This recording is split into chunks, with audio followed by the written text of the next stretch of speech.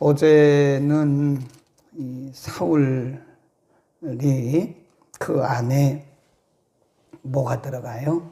여호와의 불이신 이 악신이 들어가요. 그리고부터 이제 사울은 비정상적인 행동을 합니다. 왕은 왕인데 어제 본문에 보면 그는 계속해서 다윗을 주목하죠. 9절에 보면 그날 후로 사울이 다윗을 주목하였더라. 하나님께서 사울을 떠나 다윗과 함께 계심으로 사울이 그를 두려워한지라. 12절에 보면 그런 말씀이 있고요. 그러니까 지금 하나님의 영이 임한 다윗은 점점 지혜롭고 사람들에게 인정을 받아가요. 근데 하나님의 영이 떠난 사울 왕은 점점 비정상적인 삶을 살아가요.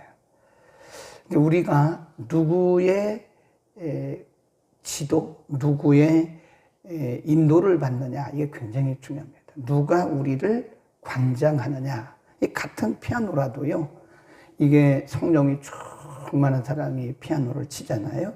그러면 성령이 충만한 음악이 나와요. 그런데 세상 것으로 가득 찬 사람이 같은 음악을 해도 세상 것으로 가득 찬 사람이 피아노를 치면 어쨌든 사람의 어떤 그런 감정만 북돋우는 그런 음만 나와요.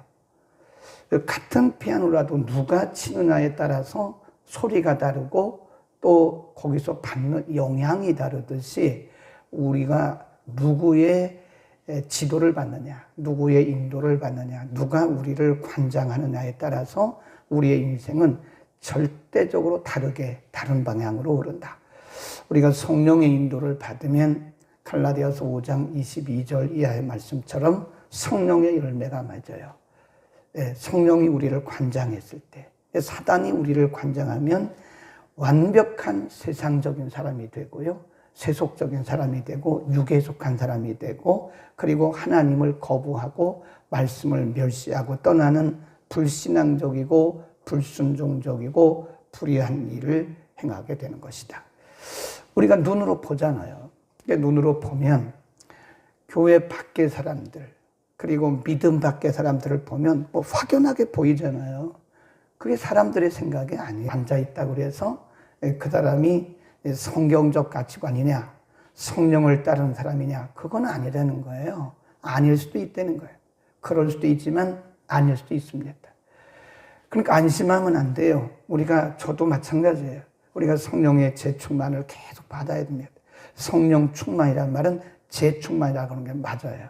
성령의 재충만을 계속, 우리가 이런 것도 말이에요. 이게 한참 쓰다 보면 이게 배터리가 소진이 돼요. 방전이 돼요. 그러면 계속 갈아주는 거예요. 새거로. 그러니까 이게 집에서 듣는 분들은 이 음성을 잘 들을 수 있는 겁니다. 어떤 것도 이거 하나 가지고 계속 쓰는 거 없어요. 이거 2번, 3번 쓰면 그 배터리 다 나갑니다. 여러분 휴대폰도 마찬가지예요. 거의 하루에 한 번씩 재충전하지 않으면 기능이 발휘를 못해요. 우리도 마찬가지. 사울이 왕은 왕인데 하나님의 영이 그를 떠나버리니까요, 완벽하게 사단의 귀신의 지배를 받는 것, 귀신이 관장하는 거예요. 그러니까 오늘 본문 보세요. 어떤 일을 행하는가? 사단이 관장하면 어떤 일이 일어나는가? 17절 보세요. 사울이 다윗에게 이르되 내 맏딸 메랍을 내게 아내로 주리니 오직 너는 나를 위하여 용맹을 내어 여호와의 싸움을 싸우라 하니, 그 뒤에 보세요. 이는 그가 생각하기를 내 손을 그에게 대지 않고 블레셋 사람의 손으로 그에게 대게 하리라. 그러니까 자기가 직접 죽이면 왕이 다윗을 죽였다, 그런 소문이 날 거 아니에요? 그러니까 전략을 쓴 거예요. 자기의 큰딸 메랍이라고 하는 딸을 다윗에게 준 척하고 다윗을 블레셋과의 전쟁터에 보내서 블레셋 사람이 그를 죽이도록. 그런데 그 밑에 가보세요. 얼마나 비정상적인 사람인가. 19절. 사울의 딸 메랍은 다윗에게 줄 시기에 우둘람 사람, 모올람 사람 아드리엘에게 아내로 줄. 이미 다른 사람의 아내가 된 자기의 딸을 하면 수단과 방법을 가리지 않고 자기의 목적한 바를 이루려고 해요. 그러니까 제가 늘 얘기하잖아요. 어떤 목표를 이루는 게 그게 중요한 게 아니에요. 과정을 잘 보셔야 돼요. 어떤 과정을 통해서 그 목표에 이르는가, 이게 성경적으로 봐야 할 문제입니다.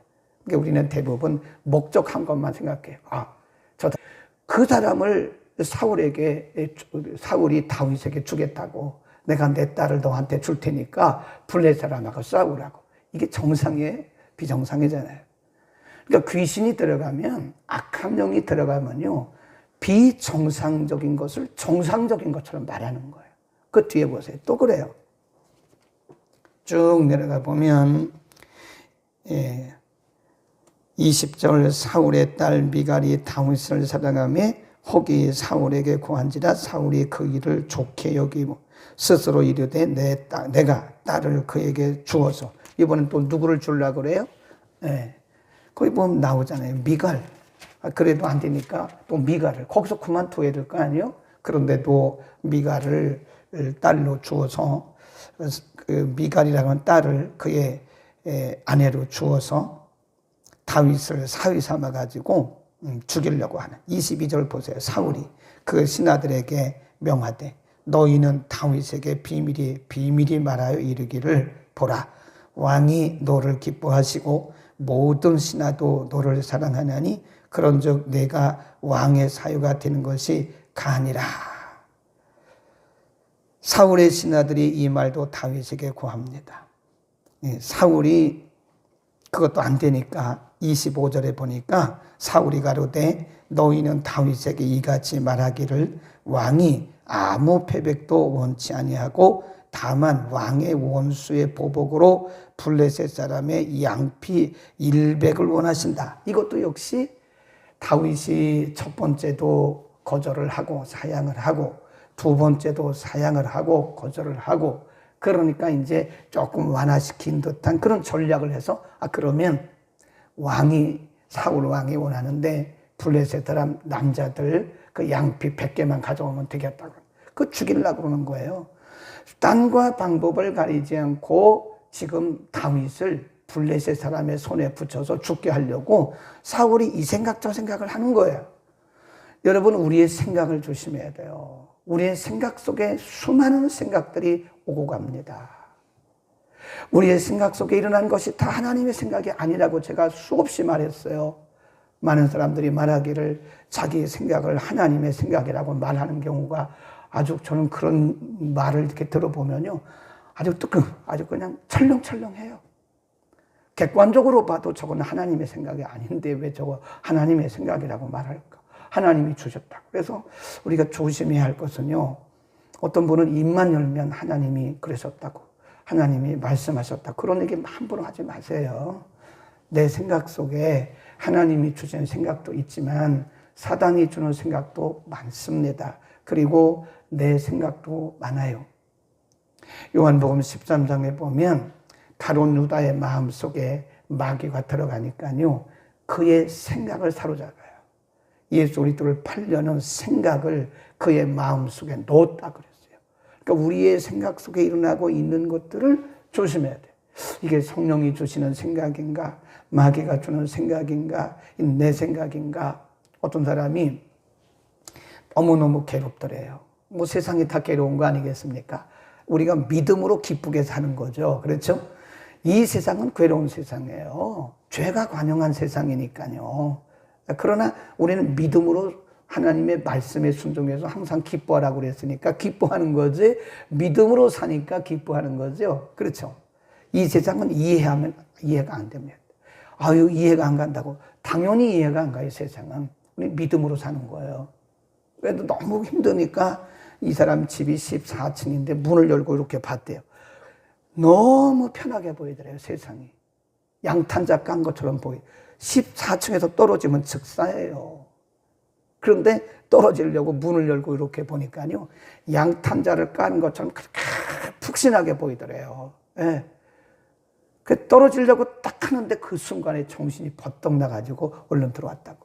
그런 얘기도 하더라고요. 그 생각이 누가 좋은 생각이에요? 마귀가 좋은 생각이죠. 마귀가 준 생각이에요.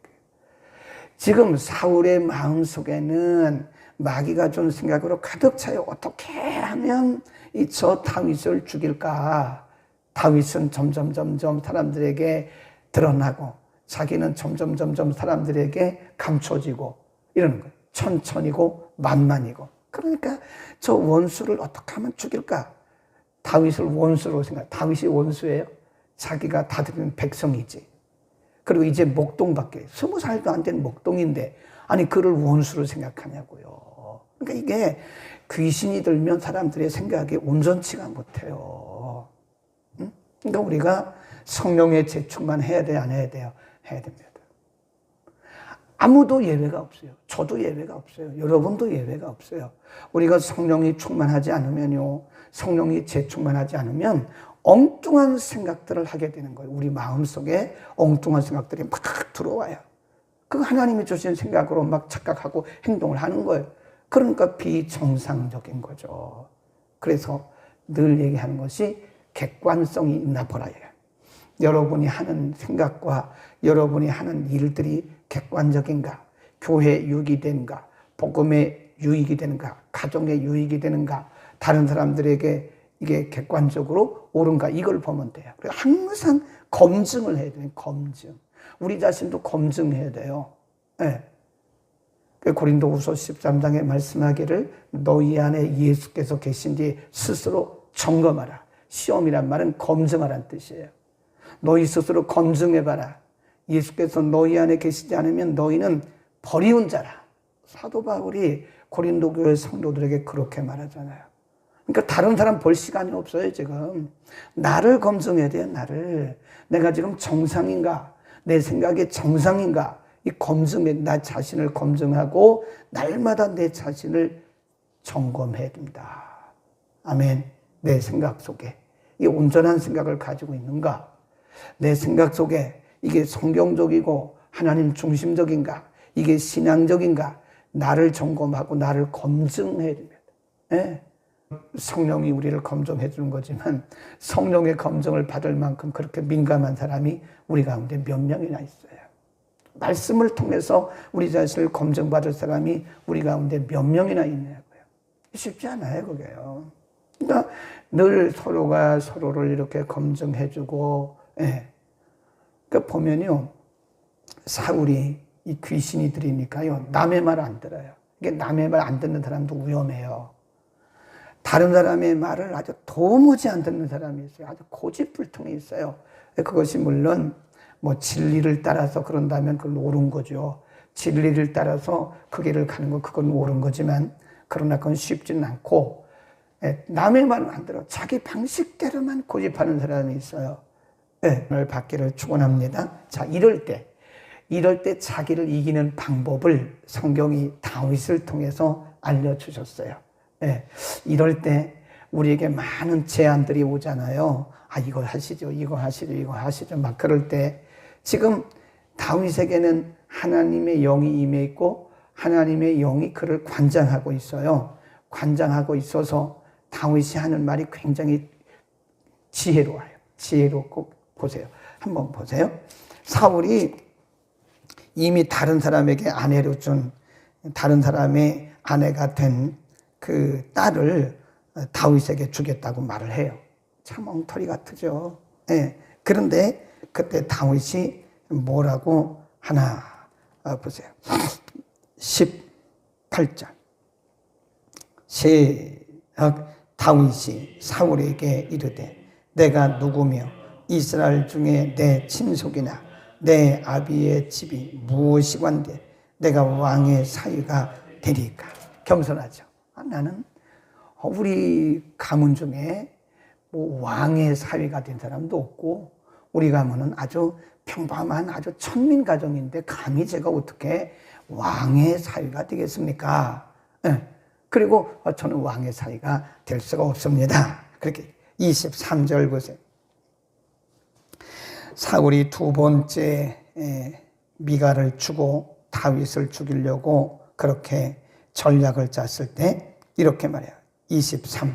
사울의 신하들이 이 말로 다윗의 귀에 고하매 다윗이 가로되 왕의 사위 되는 것을 너희가 경한 일로 보느냐? 나는 가난하고 천한 사람이로라. 그래.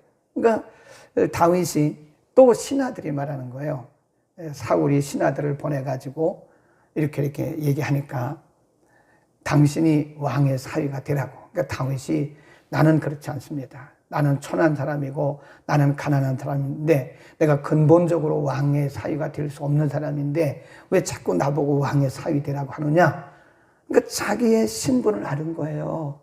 그리고 겸손해. 여러분, 사단의 전략을 이기는 방법 중에 하나가요, 나를 아는 겸손입니다. 나를 알고 겸손한 사람은 사단의 그 올무에 빠지지 않을 수 있어요.